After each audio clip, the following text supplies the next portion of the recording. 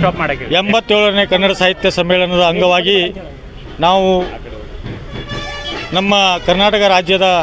ಕನ್ನಡ ಸಾಹಿತ್ಯ ಪರಿಷತ್ತಿನ ರಾಜ್ಯಾಧ್ಯಕ್ಷರಾದಂಥ ನಾಡೋಜ ಮಹೇಶ್ ಜೋಶಿಯವರ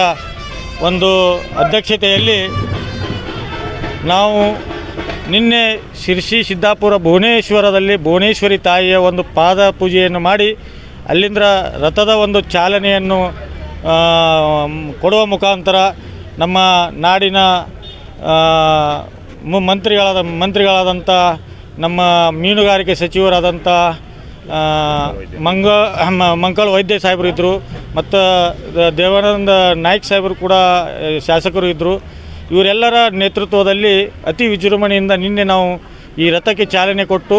ಅಲ್ಲಿಂದ ಕುಮಟಾ ಮಾರ್ಗವಾಗಿ ಕಾರವಾರಕ್ಕೆ ಬಂದು ಕಾರವಾರಲಿಂದ ಇವತ್ತು ನಮ್ಮ ಗಡಿ ರಾಜ್ಯವಾದ ಗೋವಾದಲ್ಲಿ ಗೋವಾ ಕನ್ನಡಿಗರ ಒಂದು ಏನು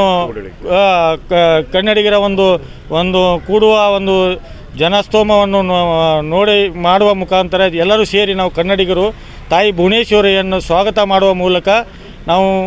ಈ ತಾಯಿಯ ಪೂಜೆ ಮಾಡುವ ಮೂಲಕ ತಾಯಿಯ ಆಶೀರ್ವಾದ ಪಡೆಯುವ ಮೂಲಕ, ಯಾಕಂದರೆ ನಮಗೊಂದು ಖುಷಿ ಅನ್ನಿಸ್ತೈತಿ. ನಾಡೋಜ ಮಹೇಶ್ ಜೋಶಿಯವರು ಗೋವಾಕ್ಕೆ ಕಾಣ್ಕೋಣಕ್ಕೆ ಲಾಸ್ಟ್ ಮಾಡೋಣಪ್ಪ ಅಂದ್ರೆ ಕಾಣ್ಕೋಣದಾಗ ನಮ್ಮ ಜನ ಕನ್ನಡಿಗರು ಭಾಳ ಮಂದಿ ಇಲ್ಲ ಅಂದಾಗ ನಮ್ಮ ಕನ್ನಡ ಸಾಹಿತ್ಯ ಪರಿಷತ್ತಿನ ಜಿಲ್ಲಾ ಅಧ್ಯಕ್ಷರುಗಳಾದ ಪರಶುರಾಮ್ ಕೊಳೋಳಿಯವರು ಮತ್ತು ನಮ್ಮ ಬಸವರಾಜ್ ಬಣ್ಣಿಕೊಪ್ಪ ಅವರು ಮತ್ತು ಪಡ್ದಾಯವರು ನಮ್ಮ ಎಲ್ಲ ಕನ್ನಡ ಸಾಹಿತ್ಯ ಪರಿಷತ್ತು ಹಾಗೂ ಕನ್ನಡ ಪರ ಸಂಘಟನೆಗಳ ಎಲ್ಲವೂ ಸೇರಿಕೊಂಡು ಎಲ್ಲರೂ ನಾವು ಅಲ್ಲೇ ಕಾಣ್ಕೋಣದಲ್ಲೇ ಮಾಡೋಣ ಸರ್. ನಮ್ಮ ತಾಯಿ ಭುವನೇಶ್ವರಿ ನಮಗೆ ಕರ್ನಾಟಕದಿಂದ ಬಂದು ಗೋವಾದಲ್ಲಿ ನಮ್ಗೆ ಆಶೀರ್ವಾದ ಮಾಡ್ತಾಳಂದ್ರೆ ನಮ್ಮ ಒಂದು ಸೌಭಾಗ್ಯ. ಈ ಅವಕಾಶವನ್ನು ನಾವು ಒಳ್ಳೆ ರೀತಿಯಾಗಿ ಬಳಸ್ಕೊಂಡು ತಾಯಿ ಭುವನೇಶ್ವರಿಯ ಪೂಜೆಗೈದು ನಾವು ಅಲ್ಲಿ ಪುನೀತರಾಗೋಣ ಅನ್ನುವಂಥ ಮಾತನ್ನು ಹೇಳಿದ್ಲು. ಹೀಗಾಗಿ ನಮ್ಮ ಎಲ್ಲ ಕನ್ನಡಿಗರ ಪರವಾಗಿ, ಎಲ್ಲ ಕನ್ನಡ ಪರ ಸಂಘಟನೆಗಳ ಪರವಾಗಿ ಮತ್ತೊಮ್ಮೆ ನಾನು ಈ ತಾಯಿ ಭುವನೇಶ್ವರಿಯ ಒಂದು ಆಶೀರ್ವಾದ ಪಡೆದುಕೊಳ್ಳುವ ಮೂಲಕ ನಾವೆಲ್ಲರೂ ಕೂಡಿ ಈ ಗೋವಾ ರಾಜ್ಯದಲ್ಲಿ ಬರೀ ನಾವು ಕಾರ್ಯಕ್ರಮ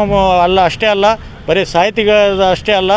ಎಲ್ಲ ರಂಗದಲ್ಲಿ ಕೂಡ ನಮಗೆ ಏನು ಕುಂದುಕೊರತೆಗಳದಾವು, ಏನೇನು ತೊಂದರೆಗಳದಾವು, ಆ ತೊಂದರೆಗಳನ್ನು ನಿಭಾಯಿಸುವಲ್ಲಿ ತಾಯಿ ಭುವನೇಶ್ವರಿ ಆಶೀರ್ವಾದ ಮಾಡಲಿ ಅಂಥೇಳಿ ನನ್ನ 2 ಮಾತುಗಳನ್ನು ಮುಗಿಸ್ತೀನಿ.